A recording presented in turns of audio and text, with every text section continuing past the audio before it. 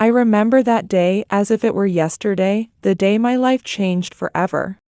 As a housekeeper, I received an inheritance letter from my employer. I can still see the smug smiles on his children's faces as they opened their letters, expecting the world. But when they learned what I had been given, their shock was palpable, their faces a picture of disbelief. Every morning, like clockwork, I'd wake before the sun peeked over the horizon. My small apartment, though modest, was a reflection of my orderly nature, every item in its place. I put on my housekeeper's uniform, a badge of honor in my eyes, and step out into the sleeping streets. With each determined step, I carried a sense of purpose in my heart. The roads were lonely and quiet, but I saw each day as a new battle, one I was ready to face head-on. I remember thinking, these streets may be cold and desolate, but by day's end, I'll have fulfilled my duty. The damp sidewalks beneath my feet were a reminder of the day's potential, waiting to unfold. When I arrived at the Jones family mansion, a sense of familiar comfort washed over me. The grand estate, with its imposing iron gates and meticulously manicured gardens, had become my second home. For over 2 decades, I'd poured my life into this place, knowing every nook and cranny like the back of my hand. Entering through the back door, I'd begin my daily routine, a well-choreographed dance I'd perfected over the years. I loved the tranquility of those early morning hours, when I could work undisturbed, ensuring everything was just so. As I polished the living room furniture, I'd often reflect on the satisfaction of creating order from chaos. But cleaning the silent hallways, I couldn't help but feel the weight of solitude in my work. I knew my efforts were essential in maintaining the mansion's immaculate appearance, even if they often went unnoticed. My dedication stemmed from a deep sense of responsibility and an unwavering desire to make a difference, no matter how small. Sometimes, I'd catch myself thinking, I feel invisible to everyone here, as if I'm just another piece of furniture. But then I'd remind myself, I do this work with love because I know it matters to someone, even if they don't see it. The garden was my sanctuary, a place where I found solace among the flowers and plants I tenderly cared for. It was my therapy, a chance to commune with nature and myself. Seeing the garden bloom under my care brought me a special joy, a reason to persevere even on the toughest days. I'd often think, this garden is my refuge, where I can breathe freely and forget my worries for a while. Each growing flower was a testament to my efforts, a reminder that beauty can spring from simple, devoted care. Throughout that day, I continued my work as usual, paying attention to every detail. My relationship with the mansion was almost spiritual, a connection I cherished deeply. I understood the importance of my role, even if many others didn't see it. I'd tell myself, I may be just a housekeeper, but I know my work has value. Every day, I poured my heart into everything I did. I hoped that someday, someone would notice, but even if they didn't, I knew how much it mattered to me. That particular day, I sensed something different about Mr. Bruce Jones. He seemed more introspective than usual, lost in thought. His demeanor, hinting at something important he wanted to convey, left me feeling both anxious and curious.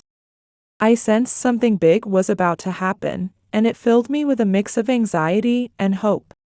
As I put the finishing touches on the living room, I couldn't help but think, Bruce seems so distant today, lost in thought.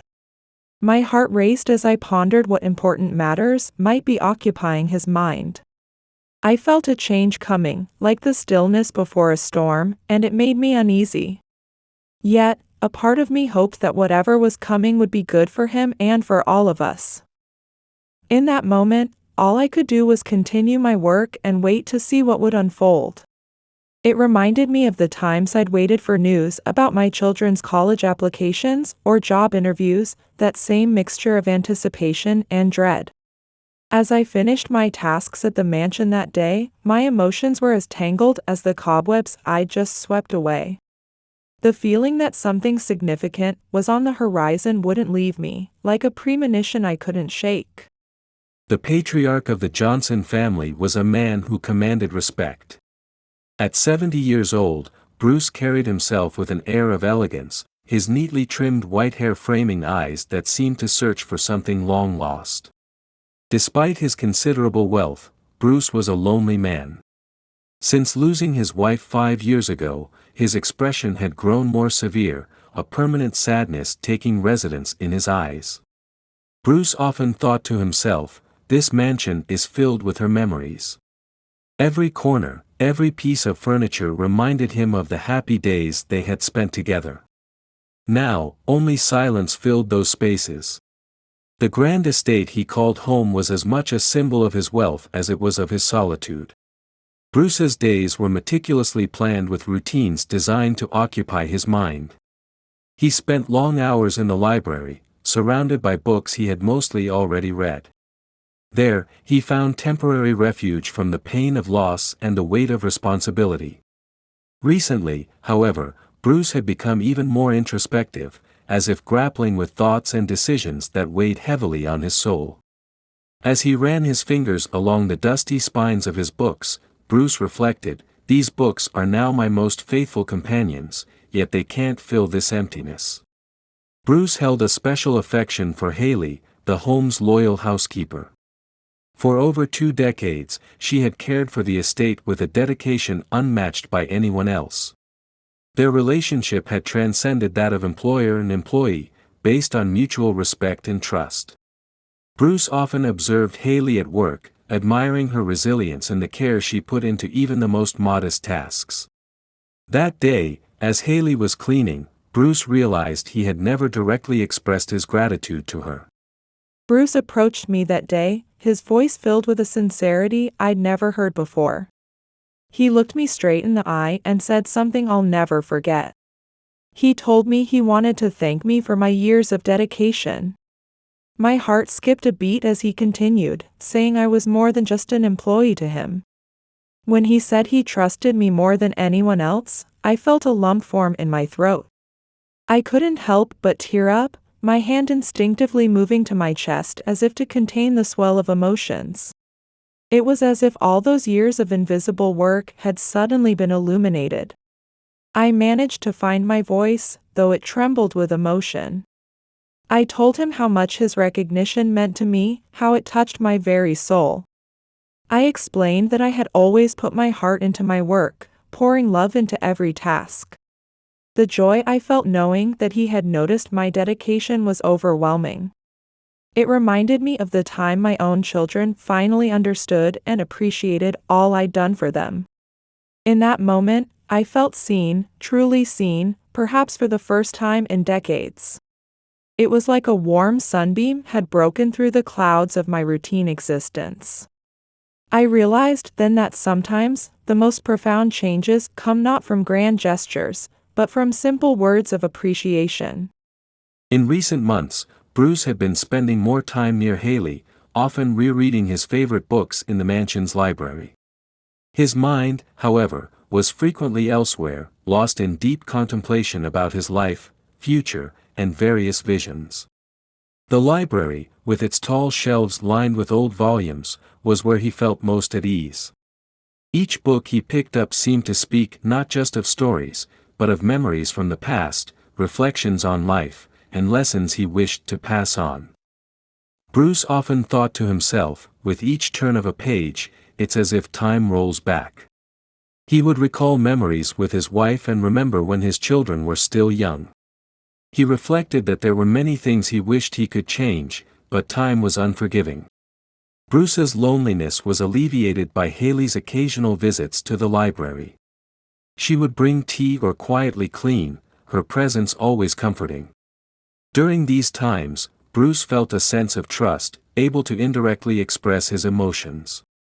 His children, Harper and Kyle, were a constant source of worry for Bruce. They were the future of the Johnson family, and Bruce hoped they would truly grow as humans, value diligence, and understand the importance of respecting all people regardless of social status. He often reflected, "My children need to learn that true value lies not in money or power, but in actions and how one treats others." He regretted that they had grown up getting everything they wanted but never understood the value of those who served them daily. Harper and Kyle Johnson epitomized the privileged class. They were accustomed to a life of luxury and comfort. Harper, 30, was strikingly beautiful and always dressed in the latest fashions. She frequently attended exclusive social events, maintaining a perfect public image. Kyle, 32, was equally attractive and good-looking, but harbored a sense of superiority that made him distant and arrogant. They had been raised with every privilege but lacked empathy and understanding for those who didn't share their status. Harper, gazing at her reflection in the mirror, often thought, "There's no place for those who don't understand this world of status and luxury." She loved her lavish lifestyle and couldn't imagine living any other way. The relationship between Harper and Kyle and their father, Bruce, was filled with emotional distance. They respected him for his power and influence but didn't understand his deep concerns or emotions. To them, the mansion was merely a symbol of wealth and fame, a place to showcase their social status. Bruce's responsibilities and the loneliness he felt after his wife's death meant little to them. Harper and Kyle were absorbed in appearances and trivial matters, leading shallow lives. Kyle, observing his father from afar, often wondered, "Why does Dad care so much about things that don't matter?" He couldn't understand why his father always lectured them about the importance of caring for the less fortunate. To Kyle, they were rich, and there was no need to worry about those without money because that wasn't their reality. Hailey, the family's loyal housekeeper, was just an employee to Harper and Kyle. They treated her with disdain and arrogance, refusing to acknowledge the value of her work. To them, Hailey was invisible, merely a piece of furniture that existed only to work as needed. On a particularly difficult day, tensions rose between the siblings and me. As I was cleaning the living room, Harper entered. She was irritated by my presence in the same room as her. Harper walked past me, her voice dripping with disdain as she spoke. She couldn't understand why her father insisted on keeping someone like me around. In her eyes, I was just a cleaner who had no business being in their presence or involved in anything important. It was as if her father owed me some kind of emotional debt, which Harper found ridiculous. She reminded herself that they were the Johnsons, and they didn't need to associate with someone like me. Kyle, who was nearby, agreed with his sister and added his own contempt to the situation. He thought to himself, with a scornful smile, that I was nothing more than a shadow in this house, a nobody. Following this, Kyle criticized my way of working, completely disregarding the impact of his cruel words. I was used to being treated poorly by Bruce's children, but in that moment, a deep sadness washed over me like a tidal wave. Every day, I poured my heart and soul into my work, treating each task as if I were caring for my own home. But Harper and Kyle's words cut through me like a knife, sharp and merciless. I felt my chest tighten as I fought back tears, wondering why they were so cruel to me. As Bruce passed by in the hallway, he overheard his children's argument and decided to intervene. He couldn't allow his children to continue treating me in such a manner. Bruce entered the living room with a stern expression, his eyes gleaming with disappointment as he ordered Harper and Kyle to approach him. He was prepared to reprimand them for their inappropriate behavior. Bruce thought to himself, feeling anger rising within him, that this couldn't go on any longer. They needed to learn to respect others, regardless of their status. With a firm voice, Bruce declared that what they were doing was unacceptable. He raised his voice, stating that I had been indispensable to this house for years. He said I deserved their respect and gratitude, not the contempt they were showing. Bruce emphasized that my work was just as important as anything they did here. He told them they needed to learn about people's value and their feelings. Bruce made it clear that he wouldn't allow employees to be mistreated in his home. Harper and Kyle were surprised by their father's intervention. They had never been scolded like this before, especially in front of an employee. Kyle thought to himself, bewildered, that their father was truly angry. He had never seen him like this before. As I stood there, a whirlwind of emotions swirled inside me. I was deeply grateful to Bruce for defending my dignity, but at the same time, I felt a heavy weight in my heart. I knew that changing Harper and Kyle's hearts wouldn't be an easy task. Their elitist attitudes were deeply rooted, like old oak trees that had grown twisted over time. I could see that the journey to true understanding and empathy would be a long and winding road. Despite the hurt, I tried to keep a positive outlook, clinging to hope like a lifeline in a stormy sea. I continued my work, my hands moving almost automatically as my mind grappled with the situation. Deep down, I believed there was still a greater purpose for my presence in this mansion. It was like a small flame of faith, flickering but refusing to go out. I thought to myself, as I discreetly wiped away a tear, that maybe someday they'd see things differently. All I could do was give my best and hope for the best, just like I'd done all my life. After Bruce's reprimand, a tension settled over the mansion, prompting him to take more concrete action. He felt it was time to make his children understand the importance of the lessons he was trying to teach. Bruce decided to call a family meeting, a rare occurrence that filled Harper and Kyle with a mix of curiosity and anxiety. He didn't reveal the purpose of the meeting, simply stating it was important and everyone must attend. As he prepared for the meeting, Bruce thought to himself that his children needed to understand their actions had consequences. It was time to lay everything out in the open. When they took their seats at the meeting, Kyle and Harper had no idea what was about to unfold. Harper nervously voiced her wonder about what their father was thinking, sure there must be a reason for such a meeting. Kyle agreed with his sister, worried about what their father might say or do, feeling that something was changing. The siblings knew their father was a man of conviction, and his actions always had a greater purpose.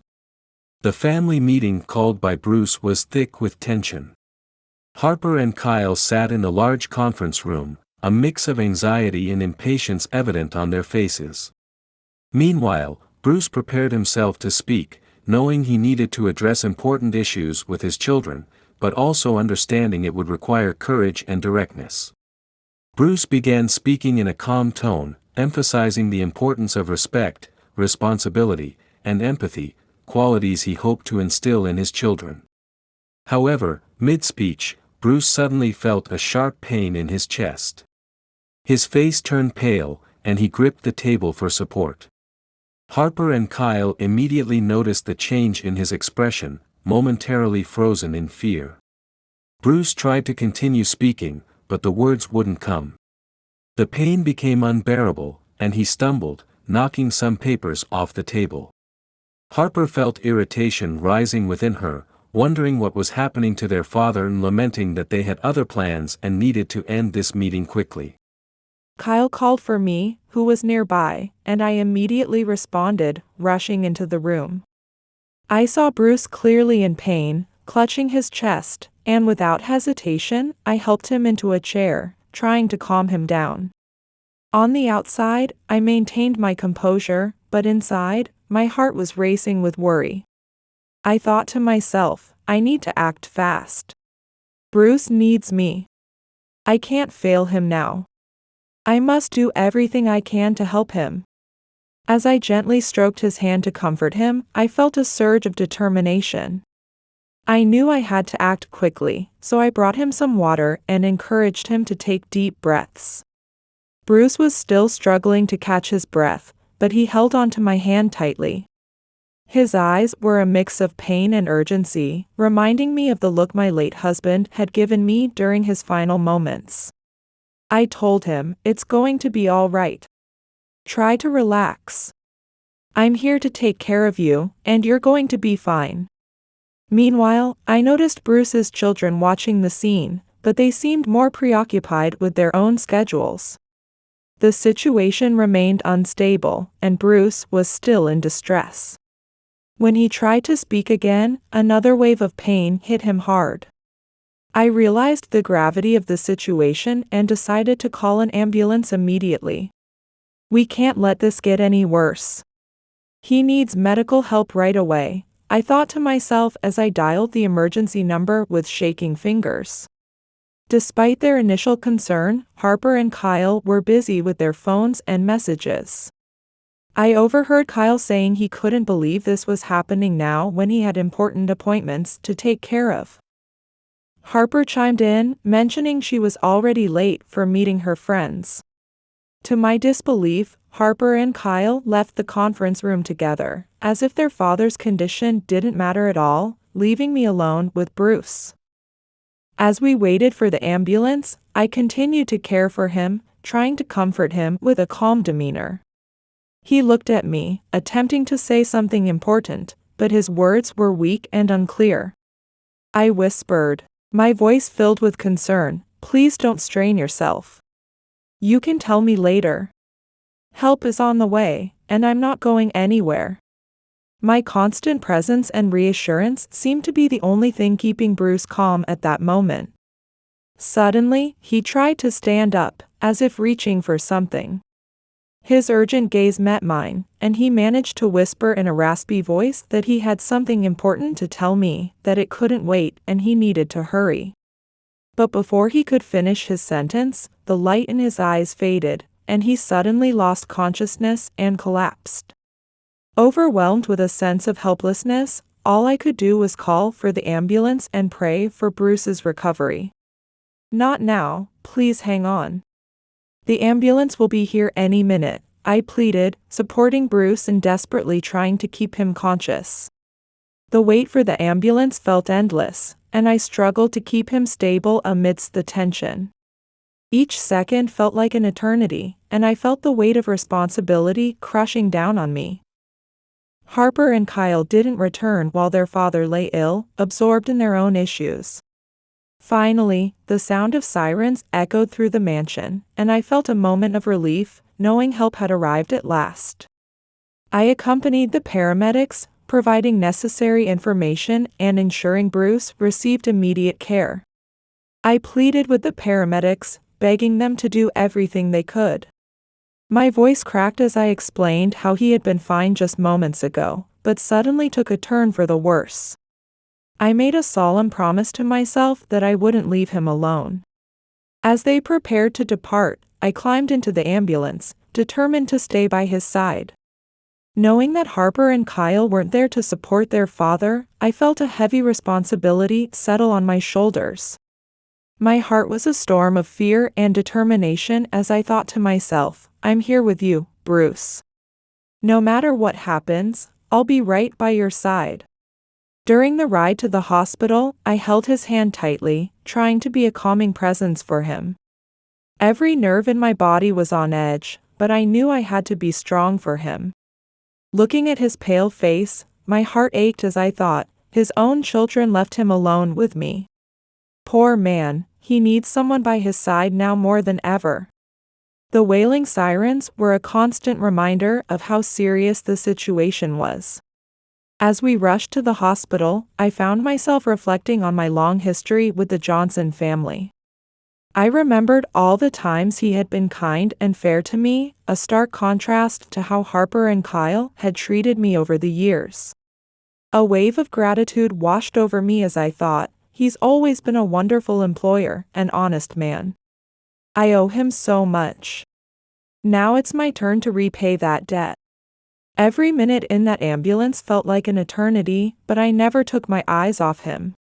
I knew he was fighting hard, and I wanted him to know he wasn't alone. "You're strong. You'll get through this," I said, squeezing his hand and willing all my strength into him. Even as fear gripped me, thinking he might not make it, I felt the bond between us, years of loyalty and trust, stronger than ever.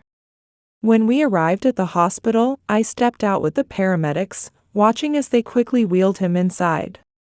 I stayed close, answering questions and providing information as they rushed him to the emergency room. As the doors closed behind them, I stood there with worry etched on my face, temporarily separated from him. I've done all I can. Now all that's left is to wait and pray, I thought, feeling the emotional exhaustion taking over.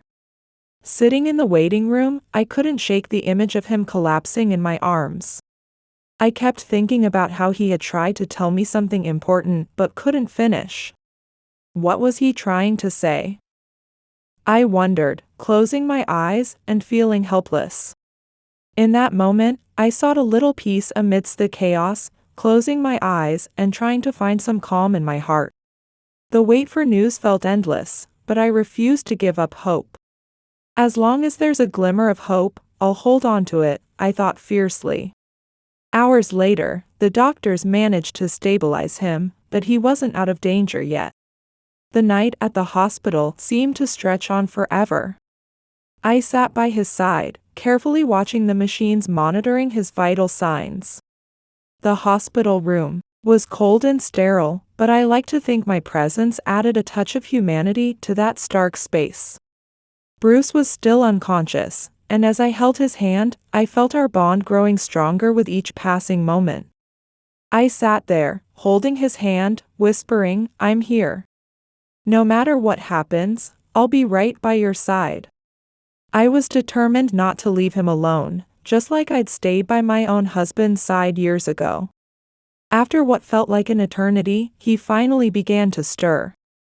I watched with bated breath as he slowly opened his eyes, still looking weak and confused. "You're awake," I said softly, trying to soothe him. "Try to relax. You're in the hospital, but everything's going to be all right." I knew he was trying to say something important, and I prayed he had the strength to speak. My heart was racing, but I fought to keep a calm expression on my face.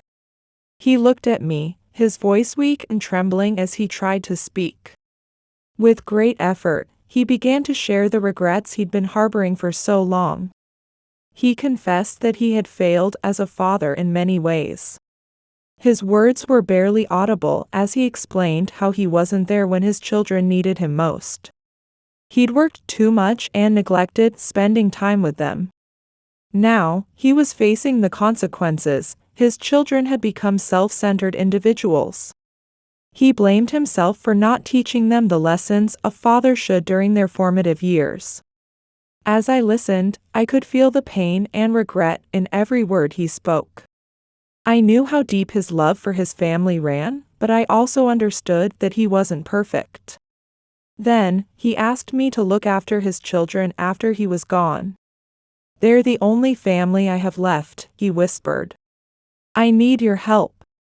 When I'm gone, please, help them find a better path." His words resonated deeply within me, and I felt the weight of this responsibility settle on my shoulders. I squeezed his hand, wanting to convey strength and support, but words failed me. In my heart, I made a solemn vow: I'll do whatever it takes. "You can trust me." As time passed, he seemed to grow weaker and weaker. He tried to say something more, but before he could get the words out, he lost consciousness again. Panic washed over me as I called for the doctors, desperately trying to keep him awake. "Please, hang on," I thought, supporting him as I battled feelings of despair and helplessness. The doctors rushed in and began working to stabilize his condition once more. One of them asked me to step back so they could work. As I watched them, I reflected on his words and the enormous responsibility he had entrusted to me. I steeled my resolve, thinking, "I'll do everything I can to help your children. I won't let you down."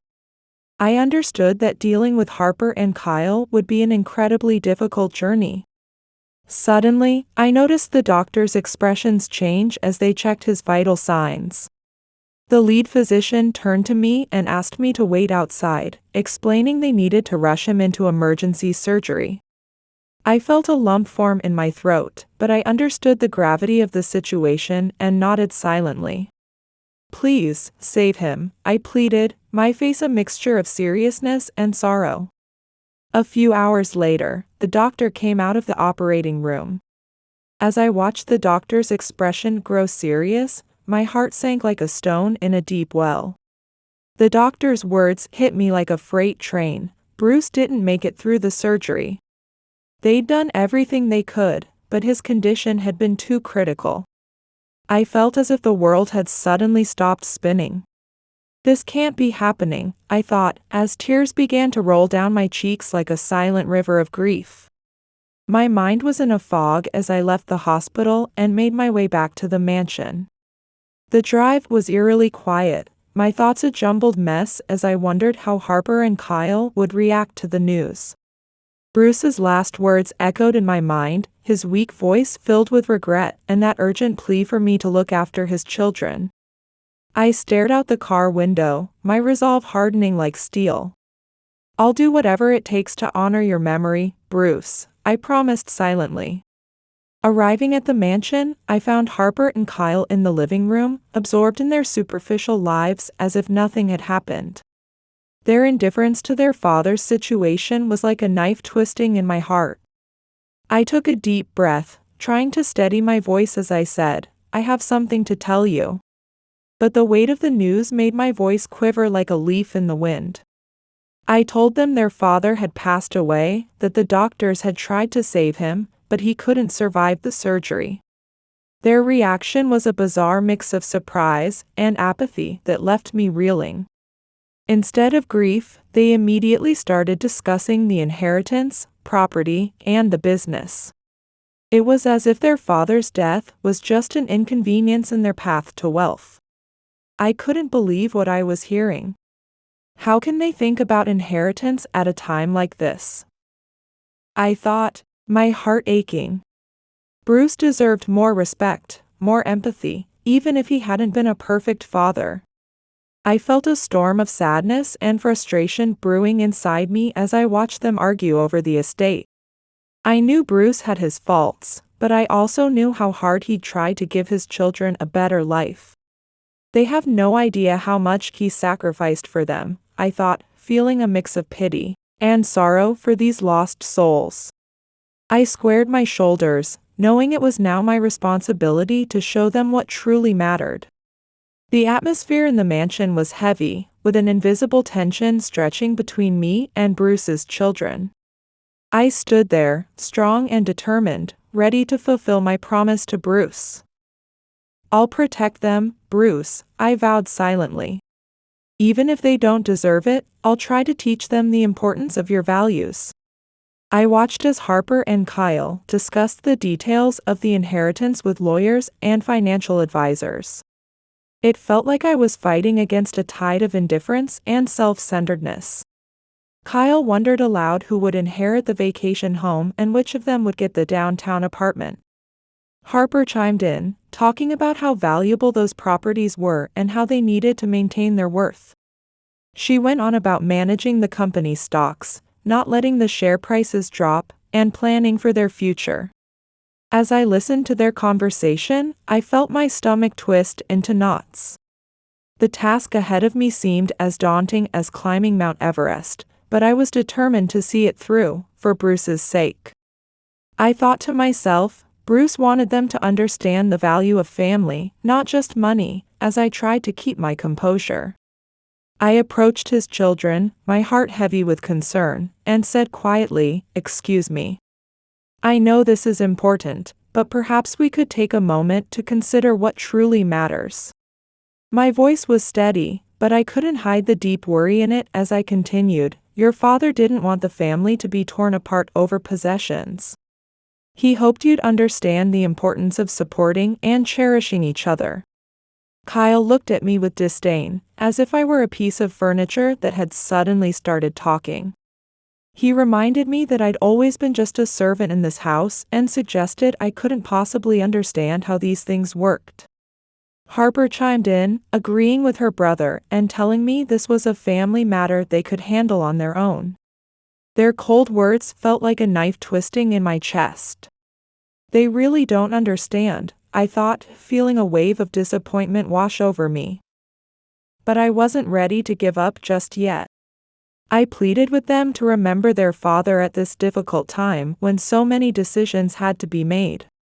I told them that Bruce had wanted them to become better people and find a better path in life.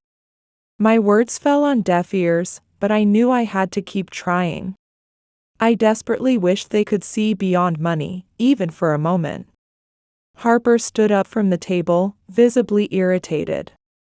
Her eyes were cold as ice as she glared at me, reminding me that I was just a housekeeper who should stick to cleaning and not offer advice on personal matters or property.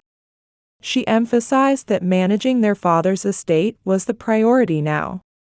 Kyle looked up from his smartphone, backing up his sister's words. He pointed out that I knew nothing about investments or property, and that they had a lot of assets to manage. He made it clear that they were different from me and enjoyed their lifestyle. I felt anger rising within me like a tidal wave. My voice trembled with emotion as I admitted that while I might not understand investments or property, they were missing what truly mattered. I reminded them that Bruce wanted more than just distributing assets. He wanted them to become a real family. I couldn't believe how cold they could be when their father had just passed away. Harper sighed and looked away, telling me to stop being sentimental since I probably wasn't even mentioned in the will. She insisted they had things to take care of before the lawyer disclosed their father's estate. Feeling defeated, I retreated to the kitchen where I could have a moment alone. My heart felt heavy as lead as I thought, they can only see money and material things. As I stood there, trying to process everything that had happened, I heard Harper and Kyle's determined footsteps approaching. The tension in the air was so thick you could cut it with a knife. I sensed something was about to happen, but I wasn't prepared for the cruelty that was coming. A tiny flame of hope flickered in my heart as I wondered, have they finally understood what I was trying to say? But that hope was quickly extinguished as Harper entered first, her face cold and resolute. Kyle followed, his eyes filled with contempt. Harper approached me, her arms crossed, and declared that they had something to tell me. My heart skipped a beat as she continued, saying that considering my attitude and attempts to interfere in their affairs, they had decided my services were no longer needed. I felt a shock run through my entire body, like I'd been struck by lightning. I stammered, trying to make sense of the injustice. But, Miss Harper, I've worked here for years. I've always done my best to serve this family. Harper's words were as cold as ice as she reminded me that I was just a servant and should know my place. She said it was unacceptable for me to meddle in their personal matters or property issues.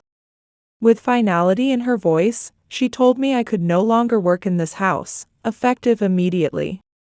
Her words made me tremble inside, though I tried not to show it. Kyle stood beside her, nodding with satisfaction. I felt deeply humiliated, but I didn't protest. I never expected gratitude, but I certainly didn't expect to be treated so cruelly. As I began to pack my things, I thought to myself, I've devoted myself to this family, and this is how it ends. Every corner of the house brought back memories of years of work and dedication. I remembered taking care of them when they were little, preparing Bruce's favorite meals, and always keeping this house in order. While packing my clothes and belongings into a small suitcase, I couldn't help but think, I've given my life to this house and family, and now I don't know what my future holds. As I descended the stairs with my suitcase in hand, I paused in the living room. This was where Bruce had often read his books, talked about life, and confided his worries to me. I felt tears rolling down my cheeks as I thought, he was a good employer. Someone needs to remember him warmly and with respect. I took one last look around the living room, etching every detail into my memory, before opening the front door and stepping outside. My departure from the mansion was a lonely and quiet affair. No one was there to say goodbye. No one thanked me for my years of service. I walked slowly through the garden I had tended for so long. The plants and flowers I had nurtured over the years seemed to show me their beauty one last time. I felt overwhelmed by the weight of loneliness and an uncertain future, thinking, how can life be so unfair? I understood how difficult it would be to find a new job at my age. When I arrived at my small home, I sat on the bed, staring at the open suitcase and the few possessions I had packed. The pain of rejection and humiliation weighed heavily on my heart, but I knew I had to find a way to move forward. Taking a deep breath, I thought to myself, this won't break me. I will find a new job and continue to work honestly as I always have. The next morning, I woke up feeling empty and hopeless. I hadn't slept a wink all night, tormented by the pain of losing my employer and wondering how my life would unfold from here. With no job and no source of income, the future seemed uncertain and frightening. I found myself thinking desperately, how will I pay my bills? How will I survive? As I tried to gather my thoughts, the phone rang. I answered it with a voice trembling with anxiety. "Hello," I said, a glimmer of hope lacing my words.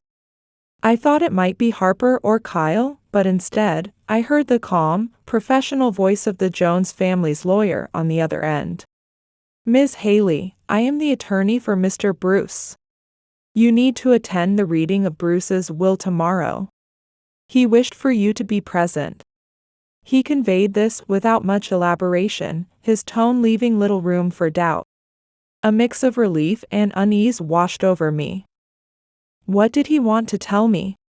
Maybe I would finally have my answers, I pondered. I expressed my gratitude to the lawyer and hung up, knowing that tomorrow could bring a significant change to my life. Yet, I felt an urgent need to prepare for anything that might come my way. I must be strong. I have to be ready for whatever happens, I thought, and I began to ready myself for the will reading. The remainder of that day was spent attempting to organize my thoughts, seeking even the slightest sense of peace. The future felt uncertain, but I resolved to be strong. The next morning, I awoke to the pounding of my heart, feeling as though it might burst. The day had arrived for Bruce's will to be read. I took care to prepare myself, not out of vanity, but in respect for Bruce, who had honored and cared for me for so many years. As I stepped outside, I grappled with a blend of anxiety and curiosity, wondering what awaited me. I don't care what he left me.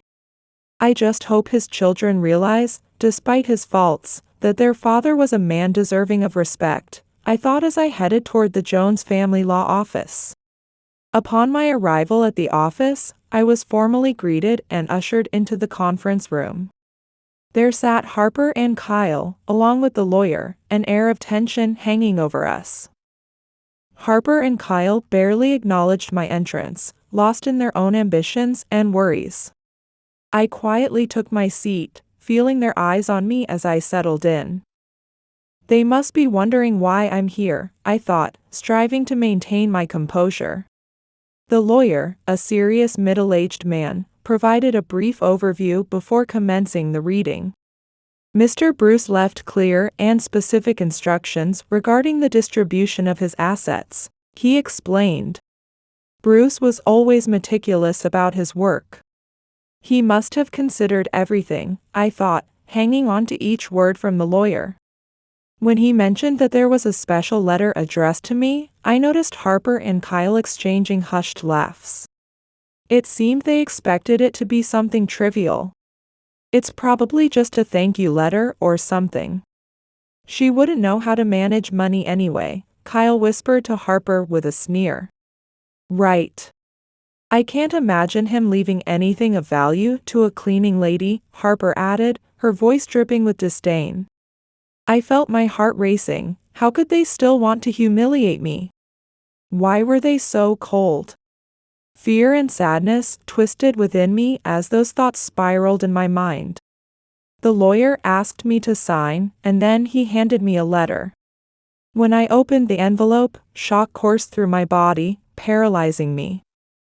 I couldn't believe the contents of that letter, yet I found myself reading it aloud. Dear Hailey, as I write this letter, my heart is filled with gratitude and respect.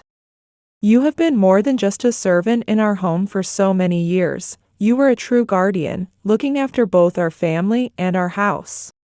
Your hard work, unwavering dedication, and steadfast loyalty were an immeasurable blessing to me and to all of us. You always paid attention to every detail with love, pouring in affection that words could scarcely express. Because of this, I felt it my duty to give back to you in some small way.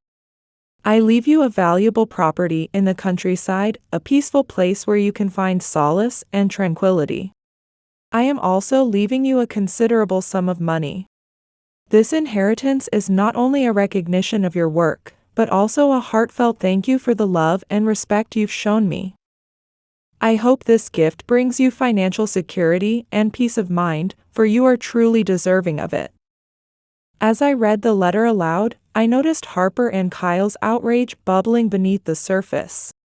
Kyle exclaimed, "It's impossible for Dad to do this. How can she inherit such a large sum and our vacation home?" Harper spun toward the lawyer and asked, "Can this decision be legally challenged?" Harper, this is your father's will. Moreover, Mr. Bruce has left all his other assets to you both.